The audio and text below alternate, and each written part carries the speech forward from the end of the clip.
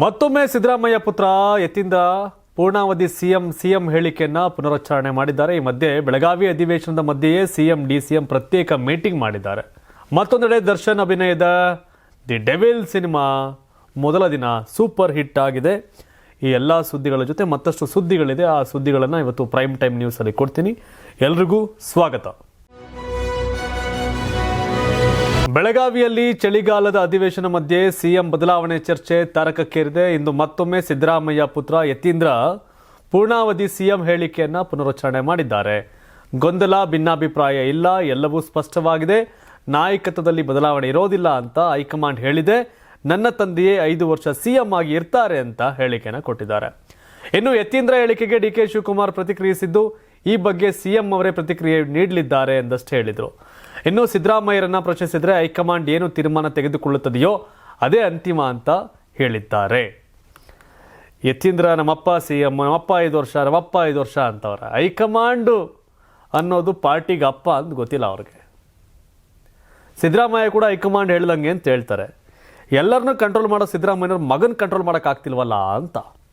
ಇನ್ನು ಸಿದ್ದರಾಮಯ್ಯ ಮಗ ಅಲ್ವಾ, ಏನು ಮಾತಾಡೋಂಗಿಲ್ಲ ಡಿ ಕೆ ಶಿವಕುಮಾರ್. ಡಿ ಕೆ ಕಡೆಯವ್ರು ಕೌಂಟ್ರ್ ಕೊಡ್ತಾಯಿದ್ರು. ಆದ್ರೆ ಅವ್ರನ್ನೂ ಸುಮ್ಮನಿರಪ್ಪ, ಏನೋ ಯತೀಂದ್ರ ಮಾತಾಡ್ಕೊಳ್ಳಿ ಅಂತ. ಗೊತ್ತಿಲ್ಲ ಏನಾಗ್ತಿದೆ ಕಾಂಗ್ರೆಸ್ಸಲ್ಲಿ ಅಂತ. ಇನ್ನು ಸಿದ್ದರಾಮಯ್ಯನವರೇ ಪುತ್ರನ ಮೂಲಕ ಈ ರೀತಿ ಹೇಳಿಕೆ ಕೊಡಿಸ್ತಿದ್ದಾರೆ ಅಂತ ಡಿಕೆಶಿ ಬಣ ಕೆಂಡಾಮಂಡಲವಾಗಿದೆ. ಇದು ತೀವ್ರ ಸ್ವರೂಪಕ್ಕೆ ಹೋಗ್ತಿದ್ದಂತೆಯೇ ಪುತ್ರನ ಜೊತೆ ಸಿದ್ದರಾಮಯ್ಯ ರಹಸ್ಯ ಚರ್ಚೆ ನಡೆಸಿದ್ದಾರೆ. ವಿಧಾನಸಭೆ ಒಳಭಾಗದ ಸಭಾಂಗಣದಲ್ಲಿ ಪ್ರತ್ಯೇಕ ಮಾತುಕತೆ ನಡೆಸಿ ಒಂದೇ ಕಾರ್ನಲ್ಲಿ ಸರ್ಕಿಟ್ ಹೌಸ್ಗೆ ಹೋಗಿದ್ದಾರೆ. ಅಲ್ಲಿಯೂ ಕೆಲ ಹೊತ್ತು ಮಾತುಕತೆ ನಡೆಸಿ ಬಳಿಕ ಅಧಿವೇಶನಕ್ಕೆ ಆಗಮಿಸಿದ್ರು. ಮತ್ತೊಂದೆಡೆ ಡಿಕೆ ಶಿವಕುಮಾರ್ ಕೂಡ ನಾಯಕರ ಜೊತೆ ರಹಸ್ಯ ಸಭೆ ನಡೆಸಿದ್ದಾರೆ.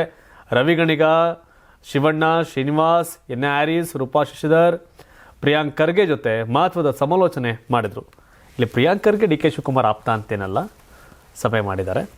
ಆ್ಯಂಡ್ ಸಿದ್ದರಾಮಯ್ಯ ಮಗನ ಜೊತೆ ಸಭೆ ಮಾಡುವಂಥ ದೊಡ್ಡದೇನಿಲ್ಲ ಅಂತ ವಿಷಯ. ಬಟ್ ಮಗನ ಯಾಕೆ ಇವೆಲ್ಲ ಮಾತಾಡ್ತೀಯಪ್ಪ, ಸುಮ್ಮನಿರು ನೀನು ಅಂತ ಹೇಳಬೇಕಾಗುತ್ತಷ್ಟೇ.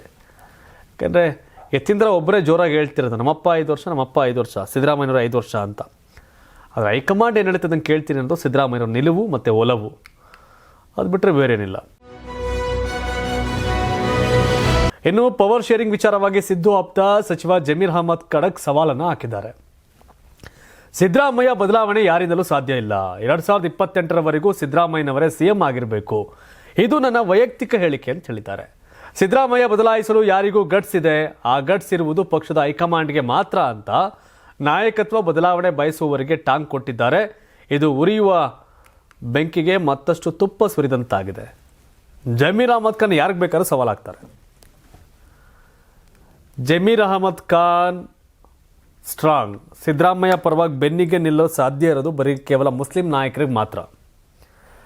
ಜಮೀರ್ ಅಹಮದ್ ಖಾನ್ನ ಯಾರೂ ಸೋಲ್ಸಕ್ಕೆ ಸಾಧ್ಯ ಇಲ್ಲ. ಜಮೀರ್ ಅಹಮದ್ ಖಾನ್ ವಿರುದ್ಧ ಬಂದು ಬಿಜೆಪಿಯಿಂದ Narendra Modi M L A ನಿಂತ್ಕೊಂಡ್ರು ಸೋಲ್ಸೋಕ್ಕಾಗಲ್ಲ. ಯಾಕಂದರೆ ಮುಸಲ್ಮಾನ ಸಂಖ್ಯೆ ಜಾಸ್ತಿ ಇದೆ ಅಲ್ಲಿ. ಡಿ ಕೆ ಶಿವಕುಮಾರ್ ಕೂಡ ಬಂದು ಸೋಲ್ಸೋಕ್ಕಾಗಲ್ಲ ಜಮೀರ್ ಅಹಮದ್ ಖಾನ್ನ. Because of Zameer Ahmed Khan voters ಜಾಸ್ತಿ ಮುಸ್ಲಿಮ್ಸ್ ಚಾಮರಾಜಪೇಟೆಯಲ್ಲಿ. ಸೊ ಹಾಗಾಗಿ ನೇರವಾಗಿ ಹೇಳ್ತಾರೆ, ಗೊತ್ತು ಅವ್ರಿಗೆ ನನ್ನ ಮೇಲೆ ಆ್ಯಕ್ಷನ್ ತಗೊಂಡ್ರೆ ಸಮಸ್ಯೆ ಆಗುತ್ತೆ. ಇಲ್ಲಿ ಮತ್ತೊಂದು STP MIM ಓಟ್ಬಿಟ್ರೆ ಕಷ್ಟ ಅನ್ನೋ ಆತಂಕ ಕಾಂಗ್ರೆಸ್ಗಿದೆ. ಹಾಗಾಗಿ ಜಮೀರ್ ಗಟ್ಟಿಯಾಗಿ ಸಿದ್ದರಾಮಯ್ಯನವ್ರ ಬೆನ್ನಿಗೆ ನಿಂತಿದ್ದಾರೆ. ಸಿದ್ದರಾಮಯ್ಯನವರು ಅಹಿಂದ ನಾಯಕ ಅನ್ನೋ ಕಾರಣಕ್ಕೆ. ಆದ್ರೇನು ಅಹಿಂದ? ಅಲ್ಪಸಂಖ್ಯಾತ, ಹಿಂದುಳಿದ ಮತ್ತು ದಲಿತ. ಈ ಅಹಿಂದದಲ್ಲಿ ದೊಡ್ಡ ವೋಟ್ ಬ್ಯಾಂಕ್ ಯಾವುದು? ಮುಸಲ್ಮಾನರು. 1,67,00,000 ಜನ ಕಾಂಗ್ರೆಸ್ ಕೋಟ್ ಹಾಕಿದ್ದಾರೆ. ಅದರಲ್ಲಿ 60 ಲಕ್ಷ ಮುಸಲ್ಮಾನರು ಕಾಂಗ್ರೆಸ್ ಕೋಟ್ ಹಾಕಿದ್ದಾರೆ. ಸರಿಸುಮಾರು 100 ಓಟಲ್ಲಿ 99 ಮುಸಲ್ಮಾನರ ಓಟು ಕಾಂಗ್ರೆಸ್ಗೆ. ಅದು ಕಡಿಮೆ ಆಗೋಗುತ್ತೆ, 99.9% ಅನ್ಬೋದು. 1000 ಮುಸ್ಲಿಮ್ಸ್ ಓಟಿದ್ರೆ 995-96 ಓಟು ಕಾಂಗ್ರೆಸ್ಗೆ ಹಾಕ್ತಾರೆ. ಎಷ್ಟು ಜನ MLA ಟಿಕೆಟ್ ಕೊಟ್ಟವ್ರೆ? ಅಹಿಂದ ಅಲ್ವಾ? ಅಹಿಂದ ಲೀಡರ್ ಸಿದ್ದರಾಮಯ್ಯನವರು. ಬಟ್ ದಲಿತ ಸಿಎಂ ಆಗಿಲ್ಲ, ಮುಸ್ಲಿಂ ಸಿಎಂ ಆಗಿಲ್ಲ. ದಲಿತರು DCM ಆಗಿಲ್ಲ, ಮುಸ್ಲಿಂ DCM ಆಗಿಲ್ಲ. ಅಹಿಂದ ಅಂತ ಲೀಡರ್ಶಿಪ್ ಲಾಭ ಮಾಡ್ಕೊಂಡ್ರೆ ಸಿದ್ದರಾಮಯ್ಯನವರು ಅತಿ ಹೆಚ್ಚು ಹಂಗಾರೆ. ಅದು ಕೇಳಲೇ ಇಲ್ಲ. 2013ರಿಂದ 18 ಸಿದ್ದರಾಮಯ್ಯನವರು ಮುಖ್ಯಮಂತ್ರಿ. 2023ರಿಂದ ಸಿದ್ದರಾಮಯ್ಯನವರು ಮುಖ್ಯಮಂತ್ರಿ. 7.5 ವರ್ಷ ಆಯಿತು ಕಾಂಗ್ರೆಸ್ ಮುಖ್ಯಮಂತ್ರಿಯಾಗಿ. ಅಹಿಂದ ನಾಯಕನಾಗಿ ಮುಖ್ಯಮಂತ್ರಿ ಆದರು. ಅಹಿಂದಾದಲ್ಲಿ ಅಲ್ಪಸಂಖ್ಯಾತ, ಹಿಂದುಳಿದ ಮತ್ತು ದಲಿತ ದಲಿತರಿಗೆ ಎಷ್ಟೊಂದು ಅವಕಾಶ ಆಗಿದೆ, ದಲಿತರ ಮುಖ್ಯಮಂತ್ರಿ ಯಾಕಾಗಲಿಲ್ಲ? ಮತ್ತೆ ಅಹಿಂದ ನಾಯಕ ಸಿದ್ದರಾಮಯ್ಯವ್ರ ಕಾರಣಕ್ಕೇ ಪರಮೇಶ್ವರ್ ಮುಖ್ಯಮಂತ್ರಿ ಆಗಲಿಲ್ಲ 2013ರಲ್ಲಿ. ಅಹಿಂದ ಸಮುದಾಯ ದೊಡ್ಡ ಸಮುದಾಯ, ಅದಕ್ಕೆ ಅನ್ಯಾಯ ಆಗಬಾರ್ದು ಅನ್ನೋದಾದ್ರೆ ಅಹಿಂದಾದಲ್ಲಿ ದೊಡ್ಡ ವೋಟರ್ಸ್ ಅಂದರೆ ಅದು ಮುಸಲ್ಮಾನರು. ಅದು ಮುಸಲ್ಮಾನರು ಯಾಕೆ DCM ಮಾಡಲಿಲ್ಲ?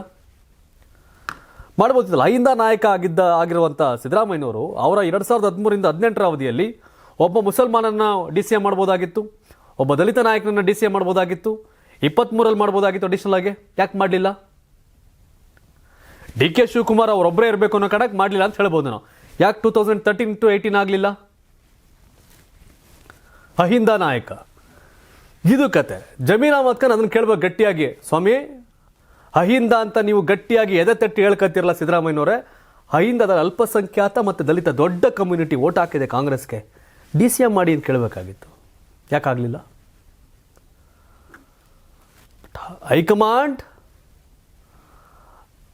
ಅಹಿಂದ ಹೆಸರಲ್ಲಿ ಅಧಿಕಾರವನ್ನು ಸಿದ್ದರಾಮಯ್ಯ ಅನುಭವಿಸಿದ್ದಾರೆ. ಆದರೆ ಅಹಿಂದಕ್ಕೇನು ಲಾಭ ಆಗಿದೆ? ಸಿದ್ದರಾಮಯ್ಯನವ್ರ ಲಾಭ ಆಗಿದೆ 7.5 ವರ್ಷ. ನಿಜವಾಗ್ಲೂ ಕೇಳೋದೇ ಆದರೆ ನಿಮಗೆ ಸಣ್ಣ ಸಣ್ಣ ಸಮುದಾಯಗಳು, ಮಡಿವಾಳರು, ಸವಿತಾ ಸಮಾಜ, ಗೊಲ್ಲ ಕಮ್ಯುನಿಟಿ, ಉಪ್ಪಾರರು, ಈ ಥರ ಕಮ್ಯುನಿಟಿಗಳು, ಸಣ್ಣ ಸಣ್ಣ ಸಮುದಾಯಗಳು ರಾಜ್ಯದ ವ್ಯಾಪಿ ಅವ್ರದೇ ಆದಂಥ ಒಂದು 5 ಲಕ್ಷ 6 ಲಕ್ಷ 7 ಲಕ್ಷ ವೋಟ್ ಬ್ಯಾಂಕ್ ಇದೆ. ಏನಾಗಿದೆ? ಆಗಿದೆಯಾ? ಹೆಬ್ಬಾಳ ವಿಧಾನಸಭಾ ಕ್ಷೇತ್ರ 80,000 ಮುಸಲ್ಮಾನರಿದ್ದಾರೆ, 60,000 ದಲಿತರಿದ್ದಾರೆ. ಟಿಕೆಟ್ ಯಾರು ಕೊಟ್ಟಿದ್ದೀರಿ? ದಲಿತರಿಗೆ ಮತ್ತೆ ಅಲ್ಪಸಂಖ್ಯಾತ ಟಿಕೆಟ್ ಕೊಡಬೇಕಾಗಿದೆ ಕಾಂಗ್ರೆಸ್ ಅಲ್ವಾ? ಅಹಿಂದಾದಲ್ಲಿ ಅತಿ ಹೆಚ್ಚು ಸಿಂಹಪಾಲು ಅವ್ರಿಗೆ ಬೇಕಾದವ್ರಿಗೆ ಅನ್ನೋದೇ ಸಿದ್ದರಾಮಯ್ಯವ್ರ ಮೇಲೆ ಇರ್ತಕ್ಕಂಥ ಆರೋಪ. ಅಹಿಂದ ಅಧಿಕಾರಕ್ಕೆ, ಆದರೆ ಅಧಿಕಾರವನ್ನು ಹಂಚಬೇಕಾದ್ರೆ ಅಹಿಂದಾಗಿ ಯಾಕೆ ಸಮಾನ ಅಧಿಕಾರ ಇಲ್ಲ? ಯಾಕೆ ಮುಸ್ಲಿಮ್ಸ್ನ DCM ಮಾಡಲಿಲ್ಲ? ಯಾಕೆ ಮುಸ್ಲಿಮ್ಸ್ನ ದಲಿತರನ್ನ DCM ಮಾಡಲಿಲ್ಲ ಅನ್ನೋ ಪ್ರಶ್ನೆ. ಬಟ್ ಇದನ್ನು ಜಮೀರ್ ಅವ್ರು ಕೇಳಬೇಕು. ಏನೋ ಮತ್ತೊಂದು ಕಡೆ ಬಹಿರಂಗವಾಗಿ ಮಾತಾಡಬೇಡಿ ಅಂತ ರಾಜ್ಯ ಕಾಂಗ್ರೆಸ್ಸಿಗರಿಗೆ ಹೈಕಮಾಂಡ್ ವಾರ್ನ್ ಮಾಡಿತ್ತು. ಈಗಾಗಲೇ ಕೆಲ ನಾಯಕರಿಗೆ ನೋಟಿಸ್ ಕೊಡಲಾಗಿದೆ. ಆದರೆ ಯತೀಂದ್ರ ವಿಚಾರದಲ್ಲಿ ಮೌನವಾಗಿರೋದು DK ಬಣದ ಕಣ್ಣು ಕೆಂಪಗಾಗುವಂತೆ ಮಾಡಿದೆ. ನಾವು ಹೇಳಿದ್ರೆ ಬಲಾತ್ಕಾರ, ಅವರು ಹೇಳಿದ್ರೆ ಚಮತ್ಕಾರನಾ ಅಂತ ಶಾಸಕ ಇಕ್ಬಾಲ್ ಹುಸೇನ್ ಪ್ರಶ್ನೆ ಮಾಡಿದ್ದಾರೆ. ಯಾವ ಸಂದರ್ಭದಲ್ಲಿ ಹೇಗೆ ಮಾತನಾಡಬೇಕು ಅನ್ನೋದನ್ನು ಯತೀಂದ್ರ ತಿಳಿದುಕೊಳ್ಬೇಕು ಅಂತ ರಾಮನಗರ ಶಾಸಕ ಸಿದ್ದರಾಮಯ್ಯ ಪುತ್ರನ ವಿರುದ್ಧ ಗರಂ ಆದರು. ಯತೀಂದ್ರ ವಿಚಾರಕ್ಕೆ ಶಾಸಕ ಯತ್ನಾಳ್ ಕೂಡ ಹಾಸ್ಯಮಯವಾಗಿ ಕುಟುಕಿದ್ದಾರೆ. ಡಿನ್ನರ್ ಇನ್ನರ್ ಎರಡೂ ಕೆಟ್ಟವು, ಸುಮ್ಮನೆ ನಾಟಕ ಮಾಡ್ತಿದ್ದಾರೆ. ಯತೀಂದ್ರ 5 ವರ್ಷ ನಮ್ಮ ಅಪ್ಪನೇ ಇರ್ತಾರಂತ ಹೇಳ್ತಿದ್ದಾರೆ. ಈ ಹಿಂದೆ ವಿಜಯೇಂದ್ರ ಕೂಡ ಹಿಂಗೆ ಹೇಳ್ತಿದ್ರು, ಈ ಪೂಜ್ಯ ತಂದೆಗಳ ಮಕ್ಕಳು ಹಿಂಗೆ ಆಗಿದ್ದಾರೆ ಅಂತ ವ್ಯಂಗ್ಯವಾಡಿದ್ದಾರೆ ಯತ್ನಾಳ್ ಅವ್ರ ಪಾರ್ಟಿಯವ್ರನ್ನ ಟೀಕೆ ಮಾಡ್ತಾರೆ, ಕಾಂಗ್ರೆಸ್ ಅವ್ರನ್ನ ಟೀಕೆ ಮಾಡ್ತಾರೆ. ಇದೊಂಥರ ರೆಬೆಲ್ ಹುಲಿ ಇದು. ಇನ್ನು ಯತೀಂದ್ರ ಹೇಳಿಕೆ ಕಿಚ್ಚು ಹೊತ್ತಿಸಿರುವ ಹೊತ್ತಲ್ಲೇ ಬಿಗ್ ಅಪ್ಡೇಟ್ ಒಂದು ಸಿಕ್ಕಿದೆ. ಕರ್ನಾಟಕ ಕುರ್ಚಿ ಸಂಘರ್ಷಕ್ಕೆ ಡಿಸೆಂಬರ್ 19ಕ್ಕೆ ಕ್ಲೈಮ್ಯಾಕ್ಸ್ ಎನ್ನಲಾಗ್ತಾ ಇದೆ. ಸೋನಿಯಾ ಗಾಂಧಿ ನೇತೃತ್ವದಲ್ಲಿ ಹೈ ವೋಲ್ಟೇಜ್ ನಿಗದಿಯಾಗಿದೆ ಮೀಟಿಂಗು. ಸಿದ್ದರಾಮಯ್ಯ ಮತ್ತು DK ಶಿವಕುಮಾರ್ಗೆ ಬುಲಾವ್ ಕೊಡಲಾಗಿದೆಯಂತೆ, ಬನ್ನಿ ಡೆಲ್ಲಿಗೆ ಅಂತ. ಆದರೆ ಡಿಸೆಂಬರ್ 15ರಂದು ರಾಹುಲ್ ಗಾಂಧಿ ಜರ್ಮನಿಗೆ ಹೋಗಲಿದ್ದಾರೆ. ಹೀಗಾಗಿ ಸಭೆಯಲ್ಲಿ ಭಾಗಿಯಾಗೋದಿಲ್ಲ. AICC ಅಧ್ಯಕ್ಷ ಮಲ್ಲಿಕಾರ್ಜುನ್ ಖರ್ಗೆ, AICC ಪ್ರಧಾನ ಕಾರ್ಯದರ್ಶಿ ವೇಣುಗೋಪಾಲ್ ಈ ಸಭೆಯಲ್ಲಿ ಭಾಗಿಯಾಗ್ತಾರಂತೆ. ಉಭಯ ನಾಯಕರನ್ನ ಮುಖಾಮುಖಿ ಕೂರಿಸಿಕೊಂಡು ವರಿಷ್ಠರು ಅಂತಿಮ ನಿರ್ಧಾರ ಕೈಗೊಳ್ಳಲಿದ್ದಾರೆ ಅಂತ ಹೇಳಲಾಗ್ತಾ ಇದೆ. ಸೋನಿಯಾ ಗಾಂಧಿಯವರು ಇರ್ತಾರೆ, ರಾಹುಲ್ ಗಾಂಧಿಯವರು ಇರಲ್ಲ. ರಾಹುಲ್ ಗಾಂಧಿಯವರು ಜರ್ಮನಿಯಲ್ಲಿ ಸರ್ಕಾರ ಮಾಡೋಕೆ ಹೋಗ್ತಿದ್ದಾರೆ. ಜರ್ಮನಿಯಲ್ಲಿ ಕಾಂಗ್ರೆಸ್ ಪಕ್ಷ ಅಧಿಕಾರಕ್ಕೆ ಬಂದಿದೆ. ಜರ್ಮನಿಯಲ್ಲಿ ಸರ್ಕಾರ ರಚನೆ ಮಾಡುವ ಕಾರಣ ಅವರು ಜರ್ಮನಿಗೆ ಪ್ರಯಾಣವನ್ನು ಬೆಳೆಸಿದ್ದಾರೆ ಅಂತ ಕೆಲವು ಟೀಕೆ ಮಾಡ್ತಾರೆ. ಸಿದ್ದರಾಮಯ್ಯ ಕೂಡ ಕಾಂಗ್ರೆಸ್ ಕಸೆಟ್ಟು, DK ಶಿವಕುಮಾರ್ ಕೂಡ ಕಾಂಗ್ರೆಸ್ ಕಸೆಟ್ಟು. DK ಶಿವಕುಮಾರ್ ಹೋರಾಟ ಇರಬಹುದು, DK ಶಿವಕುಮಾರ್ ಹುಂಬತನ ಇರಬಹುದು, DK ಶಿವಕುಮಾರ್ KPCC ಅಧ್ಯಕ್ಷ ಆಗಿ ಆ ಪಕ್ಷಕ್ಕೆ ನಿಷ್ಠ. DK ಶಿವಕುಮಾರ್ ಒಂದಷ್ಟು ತಿದ್ದುಪಡಿ ಮಾಡ್ಕೊಳ್ಳೇಬೇಕು ವ್ಯವಸ್ಥೆಯಲ್ಲಿ, ಇಲ್ಲ ಅಂತೇನಿಲ್ಲ. ಆದರೆ ಕಾಂಗ್ರೆಸ್ ಪಕ್ಷ ಇವತ್ತೇನಾದರೂ ಕಾಲರ್ ಎತ್ಕೊಂಡು ನಾವು 136 ಅಂತ ಊರು ತುಂಬ ಟಮಟೆ ಹೊಡ್ಕೊಂಡು ಏನಾರ ಸೆಲೆಬ್ರೇಷನ್ ಮಾಡ್ತಿರೋದ ಕಾರಣ DK ಶಿವಕುಮಾರ್. ಕರ್ನಾಟಕದಲ್ಲಿರ್ತಕ್ಕಂಥ ಕಾಂಗ್ರೆಸ್ ಗಲಾಟೆ ಸರಿ ಮಾಡೋದು ಬಿಟ್ಬಿಟ್ಟು ಜರ್ಮನಿಲಿ ಏನಕ್ಕೆ ಹೋಗ್ತಾರೆ ಗೊತ್ತಿಲ್ಲ. ಕರ್ನಾಟಕದಲ್ಲೇ ಇರೋದು 2 ರಾಜ್ಯ ಸ್ಟ್ರಾಂಗ್ ಆಗಿ, ಕರ್ನಾಟಕ ಒಂದು ತೆಲಂಗಾಣ, ಇದು ಬಿಟ್ಟು ಜರ್ಮನಿಗೆ ಹೋಗ್ತಾರೆ ಗೊತ್ತಿಲ್ಲ. ಕೂರಿಸ್ಕೊಂಡು ಮಾತಾಡೋದು ಏನಾಯ್ತಲ್ಲ, ಕೂರ್ಸಾಗಲೇ ಮಾತಾಡಿರಿ 23ರಲ್ಲಿ ಅಂತ DK ಶಿವಕುಮಾರ್ ಟೀಮವ್ರು ಹೇಳೋದು. ಈಗ ಏನು ಅಂತಿಮ ಅಪ್ಪ 7 ವರ್ಷ 7 ತಿಂಗಳು ಆಯ್ತಪ್ಪ, ದೇವರಾಜ ಅರಸು ಅವ್ರದ್ದು ಮುಗೀತು, ನೀವು ಅದೇನು ಮಾಡಿ ಅಂತ ಏನಾರು ಹೇಳ್ತಾರ ನೋಡಬೇಕು. ಬಟ್ ಸಂಘರ್ಷ ಗ್ಯಾರಂಟಿ ಕಾಂಗ್ರೆಸ್ಸಲ್ಲಿ. ಡಿ ಕೆ ಶಿವಕುಮಾರ್ ಸುಮ್ಮನೆ ಕೂರೋ ಮಗ ಅಲ್ಲ, ನೋಡೋಣ.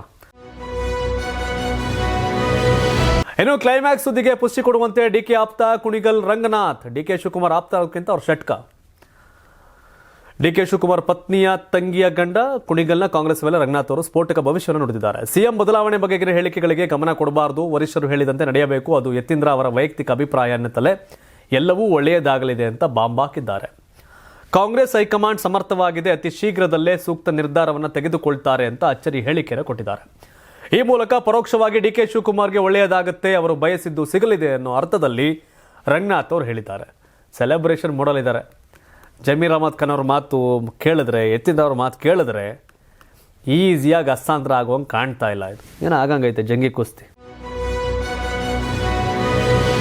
ಈ ಮಧ್ಯೆ ಸಿಎಂ ಸಿದ್ದರಾಮಯ್ಯನವರ ವಿಮಾನ ಮತ್ತು ಹೆಲಿಕಾಪ್ಟರ್ ಪ್ರಯಾಣದ ವೆಚ್ಚ ಮುನ್ನೆಲೆಗೆ ಬಂದಿದೆ. 2023ರಿಂದ 25 ನವೆಂಬರ್ವರೆಗೆ ಸರ್ಕಾರದ ಬೊಕ್ಕಸದಿಂದ 47 ಕೋಟಿ 38 ಲಕ್ಷ ರೂಪಾಯಿ ವೆಚ್ಚವಾಗಿದೆಯಂತೆ ಹೆಲಿಕಾಪ್ಟರ್ ಓಡಾಡಕ್ಕೆ.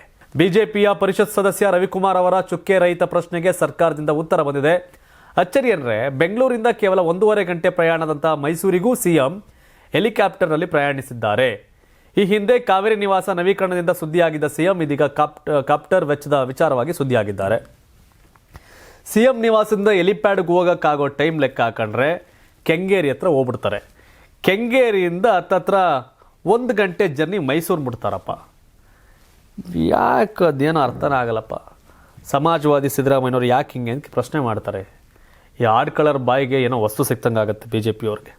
ಇರಲಿ, 47 ಕೋಟಿ ಯಾವುದು, 3 ಲಕ್ಷ ಕೋಟಿ ಬಜೆಟ್ ಮಣ್ಣೆ ಮಾಡುವಂಥ ಸಿದ್ದರಾಮಯ್ಯನವರು ಓಡಾಡೋಕ್ಕೆ 47 ಕೋಟಿ ಬಳಸ್ಕೊಂಡವ್ರು ಅಷ್ಟೇ ಹೆಲಿಕಾಪ್ಟರ್ಗೆ. ಸಿ ಎಮ್ ಅಂದರೆ ಕಾಮನ್ ಮ್ಯಾನೇನು. ಸಿ ಎಮ್ ಅಂದರೆ ಅದಕ್ಕೊಂದು ವೆಯ್ಟೇಜ್ ಇದೆ, ಘನತೆ ಇದೆ, ಕೆಲಸ ಇರ್ತವೆ. ಸಮ್ ಟೈಮ್ ಅರ್ಜೆಂಟ್ ಇದೆ, ಓಡಾಡಲೇಬೇಕು ಹೆಲಿಕಾಪ್ಟರಲ್ಲಿ. ಇನ್ನು ಕೋಲಾರದಲ್ಲಿ ಸಿದ್ದರಾಮಯ್ಯ ಡಿಕೆ ವಿರುದ್ಧ ಮಾಜಿ ಸಂಸದ ಪ್ರತಾಪ್ ಸಿಂಹ ತೀವ್ರ ವಾಗ್ದಾಳಿಯನ್ನು ನಡೆಸಿದ್ದಾರೆ. 16 ಬಾರಿ ಬಜೆಟ್ ಮಂಡಿಸಿದ ವಿಶ್ವದ ಕುಖ್ಯಾತ ಅರ್ಥಶಾಸ್ತ್ರಜ್ಞ ಅಂತ ಸಿದ್ದು ಬಗ್ಗೆ ವ್ಯಂಗ್ಯವಾಡಿದ್ದಾರೆ. ಇವರು ಸತ್ತ ಸರ್ಕಾರದ ಮುಖ್ಯಮಂತ್ರಿ, ಸತ್ತ ಸರ್ಕಾರದ ಹೆಣವನ್ನು ಮುಂದೆ ನಿಂತು ಸಿದ್ದರಾಮಯ್ಯ ಹೊರತಿದ್ದಾರೆ, ಡಿಕೆಶಿ ಹಿಂದೆ ಹೊರತಿದ್ದಾರೆ ಅಂತ ಕುಟುಕಿದ್ದಾರೆ. ಯಾರೇ ಊರ್ಲಿ, ಆದರೆ ಸರ್ಕಾರ ಮಾತ್ರ ಸತ್ತು ಹೋಗಿದೆ. ಈ ಸತ್ತ ಸರ್ಕಾರವನ್ನು ತೊಲಗಿಸಲು ರಾಜ್ಯದ ಜನರು ತೀರ್ಮಾನ ಮಾಡಿದ್ದಾರೆ.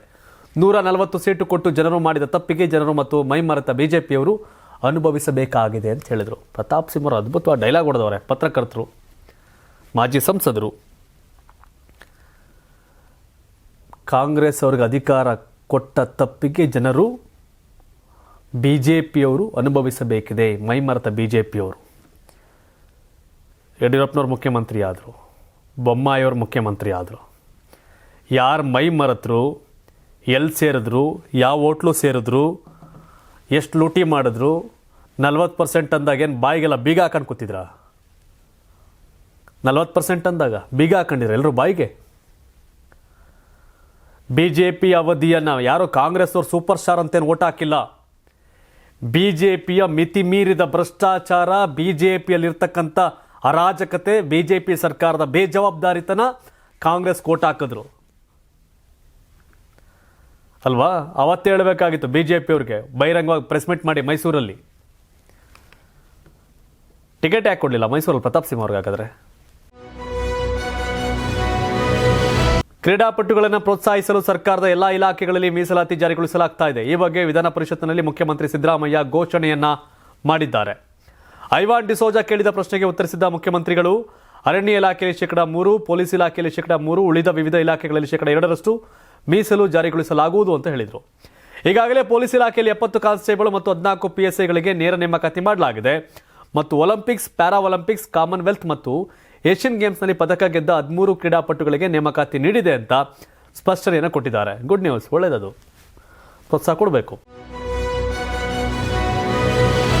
ಫೈನಲಿ ಕಡೆ ಸುದ್ದಿ, ಚಾಲೆಂಜಿಂಗ್ ಸ್ಟಾರ್ ದರ್ಶನ್ ಜೈಲಲ್ಲಿದ್ರು. ಅವರ ಪ್ರೀತಿಯ ಸೆಲೆಬ್ರಿಟೀಸ್ ಅವರ ಕೈ ಬಿಡಲಿಲ್ಲ. ದೇಶಾದ್ಯಂತ ದಿ ಡೆವಿಲ್ ಸಿನಿಮಾ ರಿಲೀಸ್ ಆಗಿದೆ. ಫಸ್ಟ್ ಶೋಗೆ ಫ್ಯಾನ್ಸ್ ಪ್ರವಾಹವೇ ಹರಿದು ಬಂತು. ನಂತರ ಇಡೀ ದಿನ ಎಲ್ಲ ಶೋಗಳಲ್ಲೂ ಕೂಡ ದರ್ಶನ್ ಡಿ ಬಾಸ್ ಜೈಕಾರ, ದಿ ಡೆವಿಲ್ನ ಹಬ್ಬರ. ಹೌದು, ದರ್ಶನ್ ಲಿಸ್ಟ್ಗೆ ಮತ್ತೊಂದು ಹಿಟ್ ಸಿನಿಮಾ ಸೇರ್ಪಡೆಗೊಂಡಿದೆ. ಡೆವಿಲ್ ಪಾತ್ರದಲ್ಲಿ ದರ್ಶನ್ರನ್ನ ಫ್ಯಾನ್ಸ್ ಒಪ್ಕೊಂಡಿದ್ದಾರೆ. ದರ್ಶನ್ ಪತ್ನಿ ವಿಜಯಲಕ್ಷ್ಮಿ ಬೆಂಗಳೂರಿನ ನರ್ತಕಿ ಥಿಯೇಟರ್ನಲ್ಲಿ ಫಸ್ಟ್ ಶೋನಲ್ಲಿ ಚಿತ್ರ ವೀಕ್ಷಣೆ ಮಾಡಿದ್ರು. ದಚ್ಚು ಅಭಿಮಾನಿಗಳ ಜೊತೆ ಕುಳಿತು ಶೆಳ್ಳೆ ಹೊಡೆಯುತ್ತಾ ಚಪ್ಪಾಳೆ ತಟ್ಟಿ ಸಂಭ್ರಮಿಸಿದ್ದು ವಿಶೇಷವಾಗಿತ್ತು. ಡೆವಿಲ್ ರಾಜ್ಯಾದ್ಯಂತ ದೇಶಾದ್ಯಂತ ಬೇರೆ ಬೇರೆ ಕಡೆ ತೆರೆ ಕಂಡಿದೆ.